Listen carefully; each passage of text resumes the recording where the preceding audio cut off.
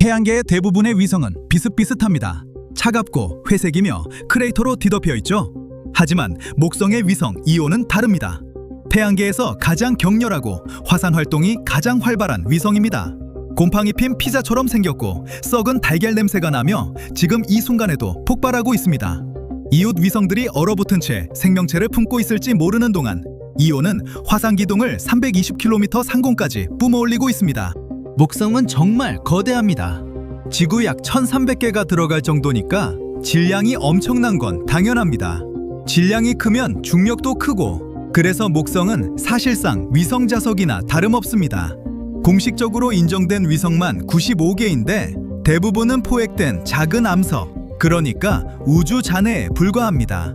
하지만 그중 4개만이 목성의 핵심 위성으로 꼽히며 이오는 가장 가까이 공전하는 위성입니다. 이오는 우리 달보다 약간 크지만 분위기는 정반대입니다. 우리 달은 먼지투성이에 조용하지만 이오는 마치 유독 화학물질이 쏟아진 것처럼 보입니다. 그 이유는 이렇습니다. 이오는 중력의 덫에 갇혀 있습니다. 목성이 한쪽에서 잡아당기고 이웃 위성들도 영향을 줍니다. 이오가 4바퀴 공전할 때 유로파는 2바퀴, 가니메데는 1바퀴를 돕니다. 이 타이밍이 이오의 궤도를 미묘하게 틀어지게 해서 조임은 절대 멈추지 않습니다. 이것이 조석력을 만들어내는데 바다의 조석이 아니라 암석의 조석입니다. 이오에서는 단단한 지면이 궁전할 때마다 최대 100m까지 부풀었다 가라앉습니다. 이오가 42시간마다 목성을 한 바퀴 도니 이 과정은 끝없이 반복됩니다. 이런 굽힘이 내부 깊숙이 마찰을 일으킵니다. 클립을 앞뒤로 반복해서 구부리는 것과 같습니다. 빠르게 하면 금속이 뜨거워지죠. 여기서는 암석이 녹아 마그마가 될 정도로 뜨거워집니다. 그 열은 빠져나가야 합니다. 그래서 압력이 지각을 수백 곳에서 뚫고 나옵니다.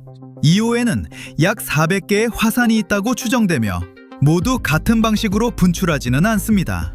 용암이 지면을 천천히 흐를 때도 있고 대포처럼 가스와 먼지 구름을 수백 킬로미터 상공까지 쏘아 올릴 때도 있습니다.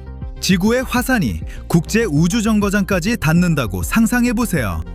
이것이 가능한 건 이오의 중력이 약하고 대기가 극도로 희박해서 분출을 늦출 것이 거의 없기 때문입니다. 게다가 거의 진공 상태에서 뜨거운 가스는 빠르게 팽창하며 먼지와 화산물질을 멀리서도 보일 만큼 거대한 홀을 그리며 밀어냅니다. 끊임없는 분출 때문에 이오는 마치 여러 물감에 담근 거대한 구슬처럼 보입니다. 유황서리가 더러운 눈처럼 내려앉아 표면을 노랗게, 빨갛게, 검게 물들입니다. 이오는 용암 호수로도 유명한데 가장 대표적인 것이 로키 파테라입니다. 약 200km에 달하는 거대한 화산 분지죠.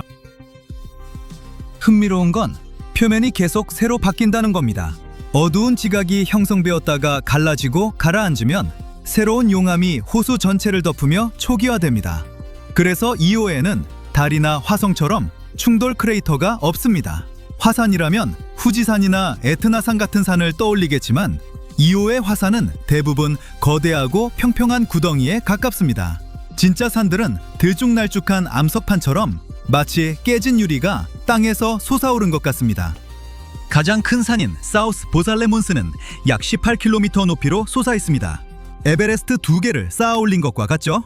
이 산들은 지구처럼 자라지 않습니다. 지구에서는 보통 지각판이 충돌하면서 지각이 양탄자처럼 주름 잡히며 천천히 솟아오릅니다. 하지만 이오에서는 같은 도로를 계속 반복해서 포장하는 것과 같습니다. 결국 매몰된 층이 갈라지면서 거대한 암석판이 옆으로 튀어올라 들쭉날쭉한 산이 됩니다. 마치 바닥 타일이 부서지며 수직으로 솟아오르는 것과 비슷합니다.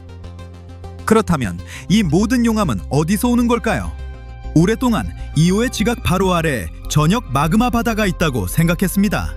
행성 크기의 물풍선인데 용암으로 채워진 것이죠. 목성과 다른 위성들이 그 풍선을 쥐어짜면 용암이 나온다는 겁니다. 하지만 목성 궤도를 도는 나사의 주노 탐사선의 최신 연구에 따르면 사실은 다릅니다.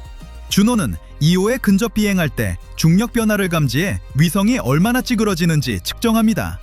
그런데 이오는 얕은 전역 용암 바다가 있는 것처럼 찌그러지지 않았습니다. 최신 중력 측정 결과 내부는 대부분 고체 암석이지만 곳곳에 녹은 암석 주머니가 흩어져 있는 것으로 나타났습니다. 풍선이 아니라 주방 스펀지에 가깝습니다. 물 대신 여러 곳에 마그마가 차 있는 거죠. 이것이 화산 활동이 그토록 혼란스러운 이유를 설명합니다. 하나의 전역 용암 바다에서 끌어오는 게 아니라 각 화산이 자체 마그마 방에서 공급받기 때문에 다양한 장소에서 다양한 방식으로 분출이 일어나는 겁니다. 이 모든 혼돈은 이오에만 머물지 않습니다.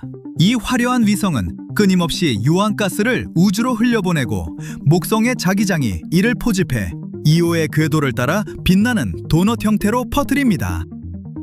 과학자들은 이를 이오 플라스마 토러스라고 부릅니다. 이오는 매초 약 1톤의 물질을 계속 보충하는데 마치 절대 꺼지지 않는 위성 크기의 연막장치와 같습니다. 하지만 그게 다가 아닙니다. 이오는 단순한 화산 위성이 아니라 거대한 우주 배터리이기도 합니다. 목성의 거대한 자기장을 가로질러 달리면서 정전기가 쌓이듯 전기가 축적됩니다. 그 전압은 약 40만 볼트에 달합니다. 국가 전체의 전기를 송전하는 수준이죠. 그리고 약 300만 암페어의 전류를 발생시킵니다. 이는 수십만 가구의 전기 회로가 동시에 작동하는 것과 같습니다. 이 전기는 이오에 머물지 않습니다. 목성의 자기력선을 따라 보이지 않는 관을 통해 목성 대기로 곧장 쏘아집니다. 그것이 닿는 곳에서 목성은 이오의 발자국이라 불리는 밝은 오로라점으로 빛납니다. 마치 이오가 빛나는 커서를 행성 위로 끌고 다니는 것처럼요. 화산과 번개 줄만으로도 놀라운데 이오에는 또 하나의 비밀이 있습니다. 하루에 한 번 대기를 잃는다는 겁니다. 이오가 목성 그림자 속으로 들어갈 때마다 햇빛이 차단되고 표면 온도가 급락합니다. 너무 추워져서 대기가 말 그대로 얼어붙어 유황눈이 되어 땅으로 떨어집니다. 몇 시간 동안 대기는 터진 풍선처럼 쪼그라듭니다. 그러다 이오가 다시 햇빛을 받으면 서리가 녹아 가스로 변하고 대기가 다시 채워집니다. 마치 이 위성이 목성 뒤에서 숨을 참았다가 빛이 돌아오면 다시 숨을 들이쉬는 것과 같습니다. 표면을 물들이는 것도 같은 유황이라 이오는 공전하면서 말 그대로 서리로 뒤덮였다가 다시 칠해지기를 반복합니다. 이오를 연구하는 건 우주적 물리 실험을 실시간으로 보는 것과 같습니다. 준호는 조석 가열이 단순하지 않다는 것을 알려줬습니다. 우리는 중력이 위성을 균일하게 녹여 내부에 매끄러운 액체층을 만든다고 생각했습니다. 이오가 그것이 틀렸음을 증명했죠. 새로운 데이터에 따르면 내부는 스펀지 구조입니다. 중력이 특정 암석 주머니만 녹이고 나머지는 고체로 남깁니다. 이는 얼음 아래 바다를 숨기고 있을 유로파와 엔셀라두스의 생명 가능성에 대한 생각을 바꿔놓습니다. 사람들이 흥분하는 이유는 암석 내부의 열이 열수 분출구를 작동시킬 수 있고 분출구는 생명을 위한 해저 충전기나 다름없기 때문입니다.